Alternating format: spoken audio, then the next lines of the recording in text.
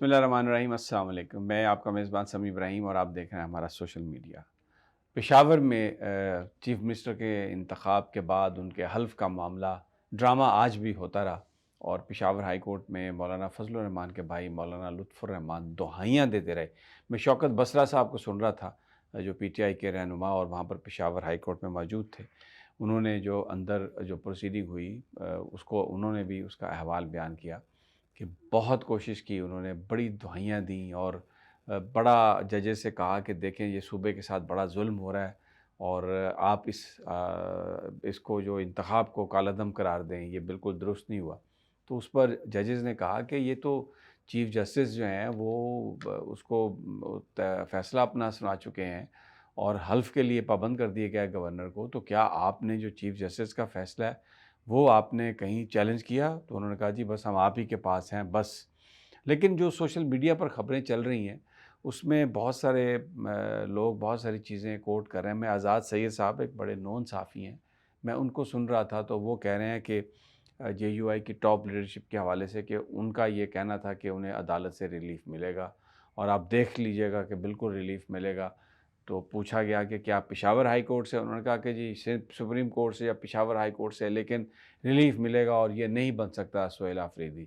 लेकिन आज जजेस ने पेशावर हाई कोर्ट का जो डिवीज़न बेंच है, 2 मेंबर जजेस ने उन्होंने जस्टिस अरशद ने पूछा कि आप ये हमें बता दें, हम मेरिट पे फ़ैसला करें या आप दरख्वास्त वापस लेते हैं?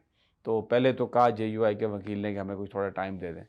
तो उन्होंने कहा टाइम ले लें। उसके बाद आके ये कहा, जब वक़्फ़े के बाद पूछा जजेस ने, तो उनके जेयूआई के वकील ने कहा कि जनाब आप मेरिट पे फ़ैसला दे दें। तो जजेस ने कहा कि ठीक है, मेरिट पे फ़ैसला दे देते हैं। तो लेकिन जो सारी सूरत हाल है उसके मुताबिक आज हल्फ़ हो रहा है सुहेल अफरीदी साहब का, और उसमें जो रखना डालने की कोशिश है वो कामयाब होती हुई नज़र नहीं आती। अब इसमें जो बड़ा हुकूमती सहाफ़ी ये बड़ी प्रोपेगेंडा कर रहे हैं कि अगर हुकूमत चाहती वफाकी तो वो एक उम्मीदवार मुश्तरका इकट्ठा करके खड़ा करके तो सुहेल अफरीदी को हरा सकती थी।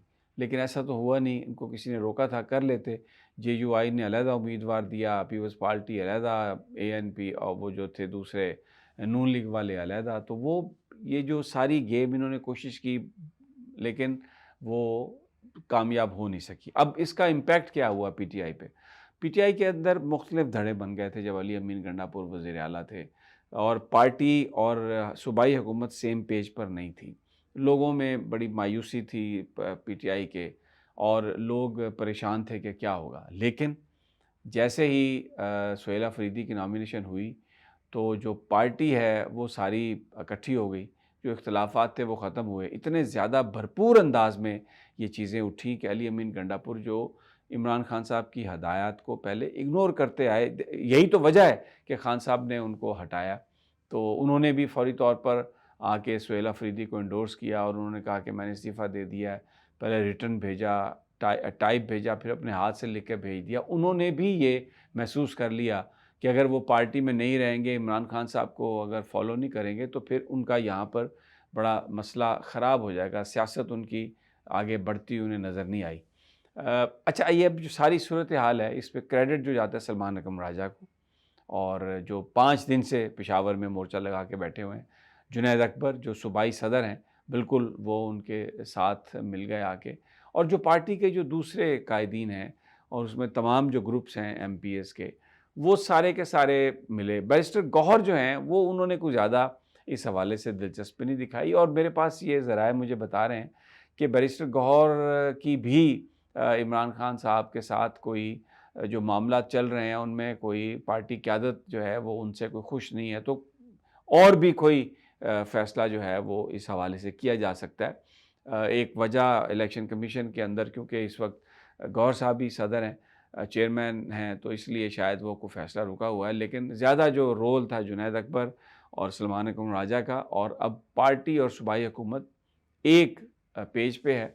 तो आज बहुत इम्पोर्टेंट बात की है जुनैद अकबर ने। उन्होंने वफाक से ये बात कही है कि आप हमारी तरफ एक कदम बढ़ाएँगे, हम 2 कदम बढ़ाएँगे। तो आज एक ऑलिव ब्रांच एक्सटेंड की है जुनैद अकबर ने, और कहा है कि हम मिलजुल कर मामलात को हल करना चाहते हैं। सूबे के अंदर गवर्नेंस के इश्यूज़ हैं, सूबे के अंदर करप्शन के मामलात हैं, सूबे के अंदर दहशतगर्दी के ख़िलाफ़ जो जंग जारी है।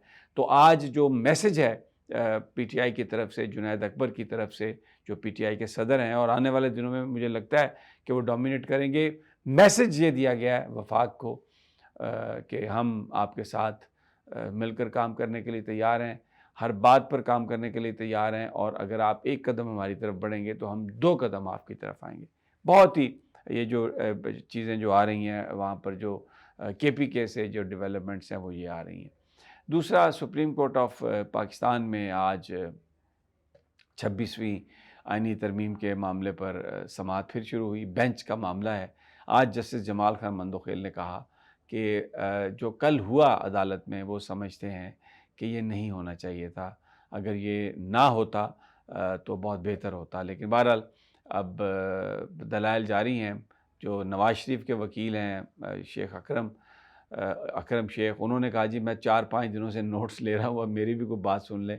तो जस्टिस अमीनुद्दीन ने कहा फ़िक्र ना करें, आपके ऊपर टाइम की कोई पाबंदी नहीं होगी और आपकी भी बारी और इस हवाले से सब कुछ आएगी। तो जस्टिस आबिद ज़ुबैरी के दलाइल जो हैं, सॉरी कह रहा हूँ, जस्टिस आबिद ज़ुबैरी, वकील जो आबिद ज़ुबैरी हैं, उनके जो दलाइल हैं वो भी आज अदालत में जारी थे।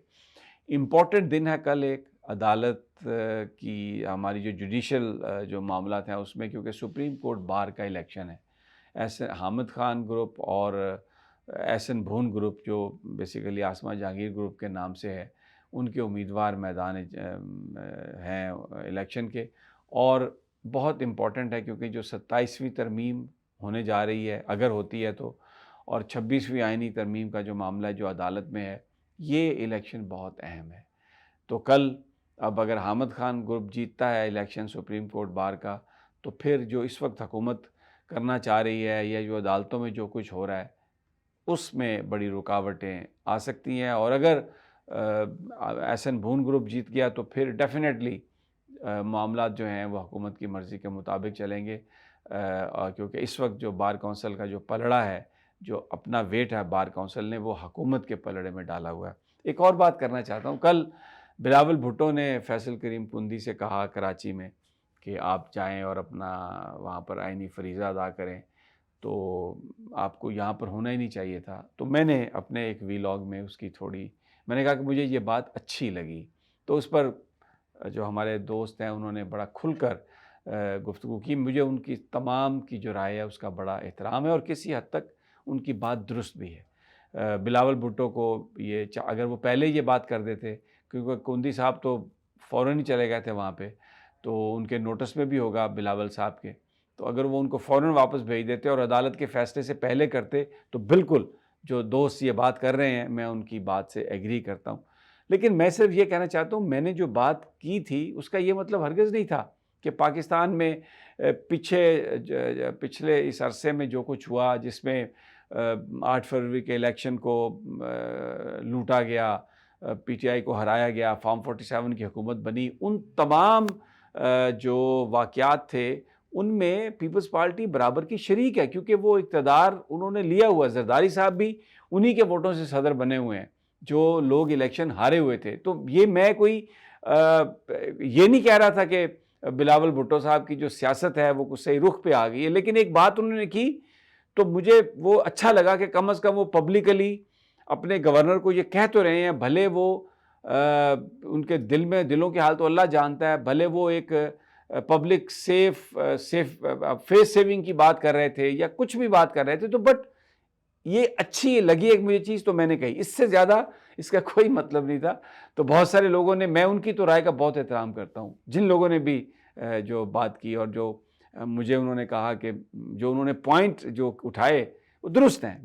मेरे पास उनके हवाले से कोई आर्गूमेंट नहीं है और मैं उनको इंडोर्स करता हूँ और तस्लीम करता हूँ। मुझे ये सिर्फ बात एक अच्छी लगी थी कि अगर इस तरह की बातें होने लग जाएँ तो जो करने वाला भी थोड़ा सा मॉरल प्रेशर में आ जाता है। लेकिन बहरहाल आज मौलाना फजलुर रहमान के भाई साहब की जो दुहाइयाँ थीं और जो उनका वावेला था अदालत में, उसने तो जेयूआई का जो चेहरा है वो उसको एक्सपोज़ कर दिया। पिछले चंद अरसे से 26वीं आईनी तरमीम के मामले पर मौलाना की जो गुफ्तगू हो रही थी पीटीआई से, तो हम सब ने उसकी बड़ी तारीफ़ की। तब भी कुछ लोगों ने कहा कि नहीं, ये ऐसा होगा नहीं जैसे मौलाना साहब कहते हैं।